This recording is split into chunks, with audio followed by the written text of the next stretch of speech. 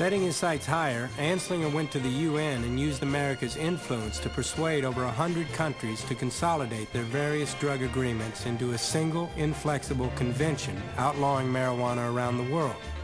This was the ultimate achievement in Anslinger's relentless crusade to criminalize marijuana use.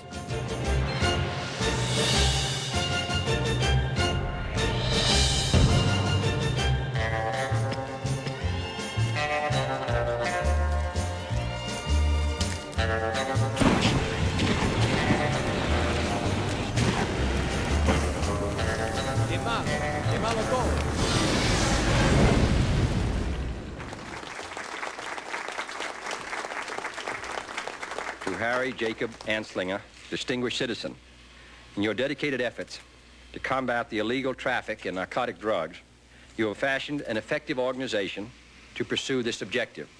Your noteworthy achievements in this field have earned for you the respect of the world community. Signed, John F. Kennedy. In leaving the bureau he'd built up under 5 different presidents, Anslinger warned his successors of an impending drug revolution, which he felt would be nothing less than an assault on the foundations of Western civilization.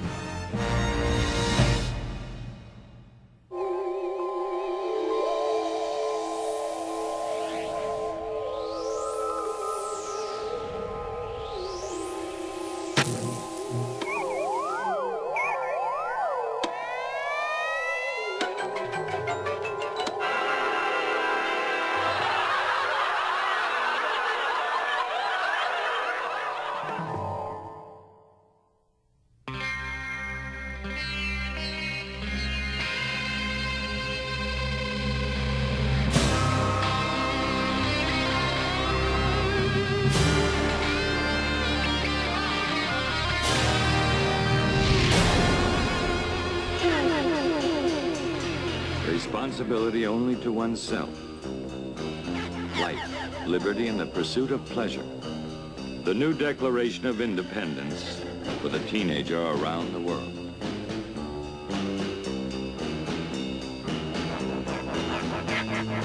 Smoke a joint, burn a little grass. Pot party, roach party, mainliner, skin pop, shoot some crystal. The language of the narcotic and marijuana user. The language of a large and ever-increasing number of teenagers. Starting in high school on benzodrine and dexedrine pep pills, it is not long before many soon graduate to marijuana. For some, it quickens sexual desire. For some, it is the release of sexual inhibitions.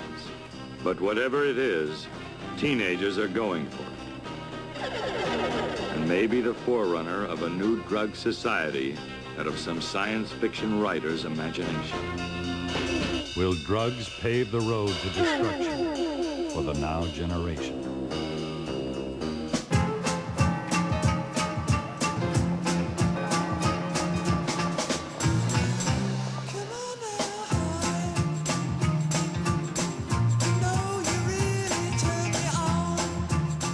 On campuses across the country, a whole new generation discovered drugs. Rebellious and willing to experiment, they found they liked altering their consciousness.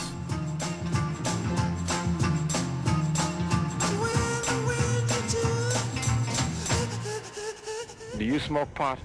Yes, I do. Do you smoke marijuana? Yes. Do you smoke pot? I've been smoking pot for about a year. Have you found it addictive? Oh, no. I go for months and months without smoking it, and then I'll smoke a lot, maybe in a week. Well, the argument is made that pot leads to the addiction to heroin or other narcotics.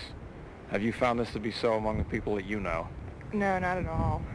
The people who use the stronger drugs, the opiates, etc., are not the people who smoke marijuana, and the people who smoke marijuana do not use the other drugs. Gradually, the perception that marijuana was dangerous began to change. Many students saw smoking grass as a rejection of establishment values, a way of declaring their independence.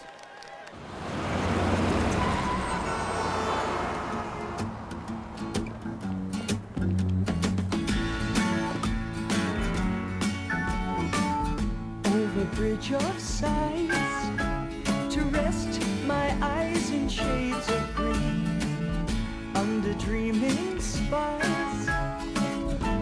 Chico Park, that's where I've been. What did you do there? I got high. What did you feel there? Well, I cried. But why the tears there? Tell you why. It's all too beautiful. It's all too beautiful. It's all too beautiful. It's all too beautiful. I feel inclined to blow my mind. Guitar, the ducks with a bun. They all come out to groove about, be nice and have fun in the sun. At this point, we are going to leave Golden Gate Park to go into the Haight-Ashbury district of San Francisco.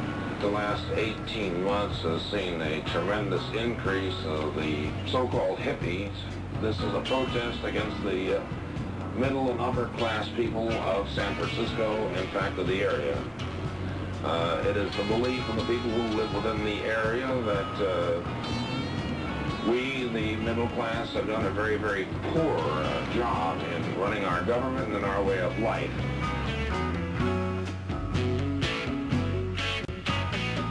This weekend, Jefferson Airplane on Friday, Grateful Dead on Saturday, the Carousel Ballroom, high above Market and Van Ness.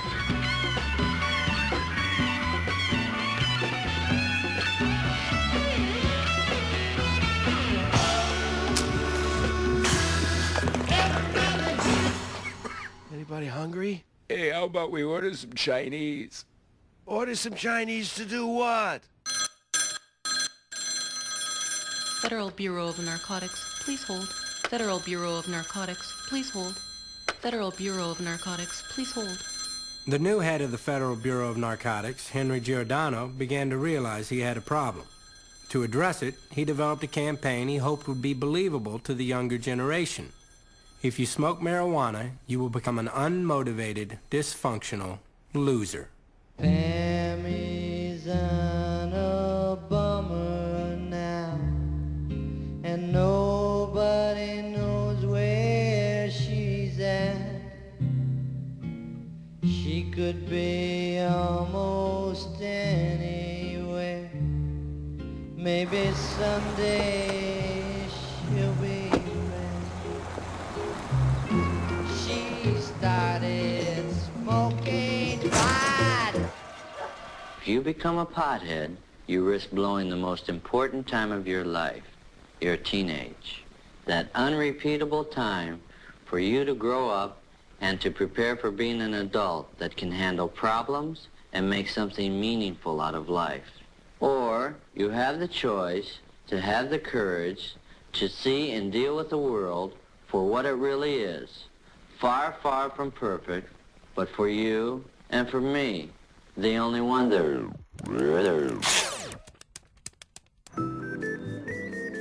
Because so many were trying marijuana without any ill effects, the public demanded to know more.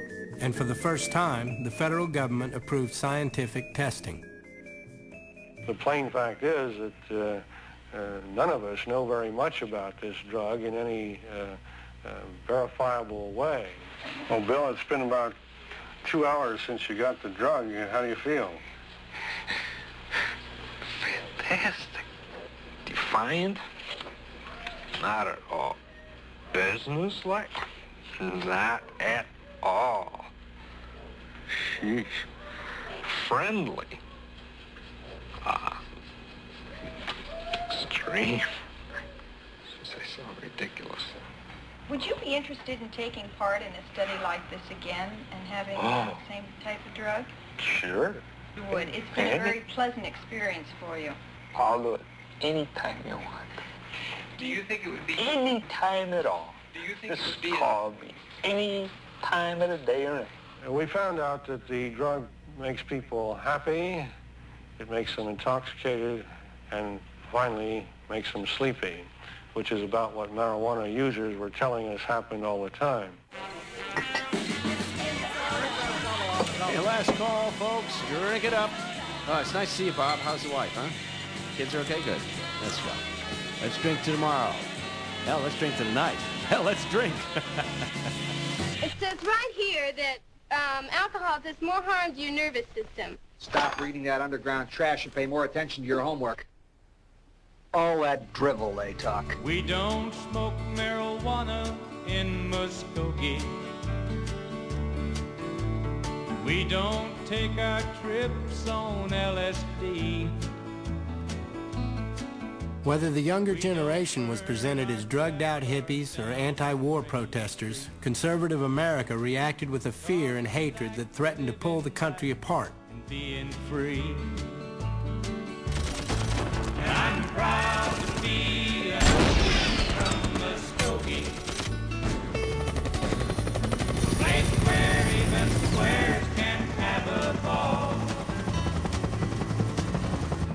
We still wave old glory. This is Fire Support Base Aries, 50 miles northeast of Saigon. Vito is a 20-year-old draftee from Philadelphia.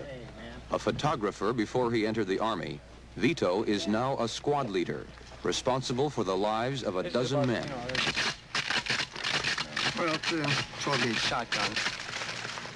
What we basically use it for on the LZ and I guess even out in the field, so if you want to know, is that we use the shotgun from a ball. You know, you just put the ball in the chamber and all.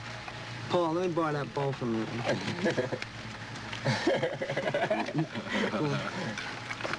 This is probably all SIDS and we're getting busted, but I don't care. Shotgun.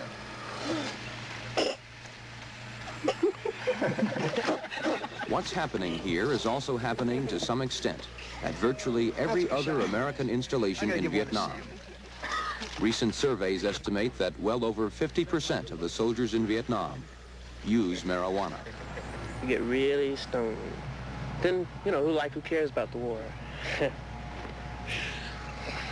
This war.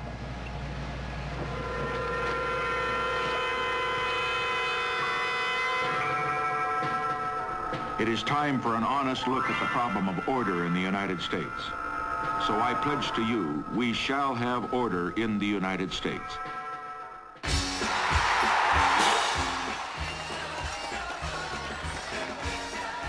Manipulating the fears of what he termed the silent majority, Richard Nixon built his campaign for the presidency around an emotionally charged central issue, restoring law and order.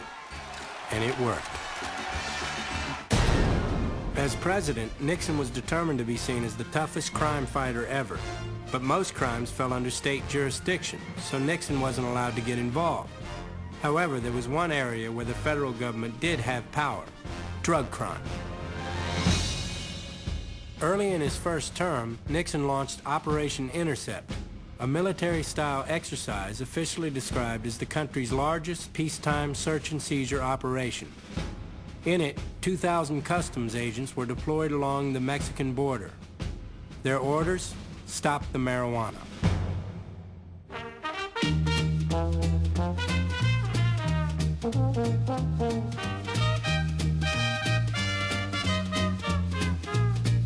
This is the biggest mistake the government of the United States has made, and the biggest offense they have done to the Mexican people.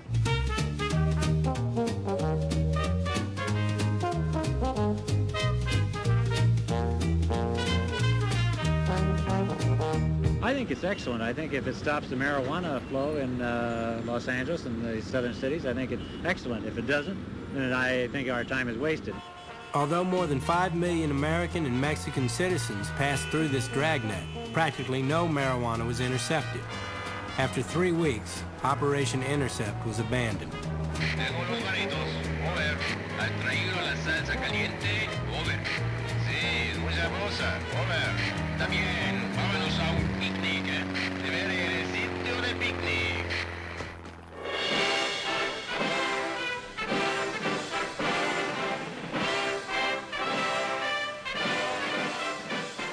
Now, even more determined to appear tough on crime, Nixon poured federal money into equipping, training, and educating local police forces across America.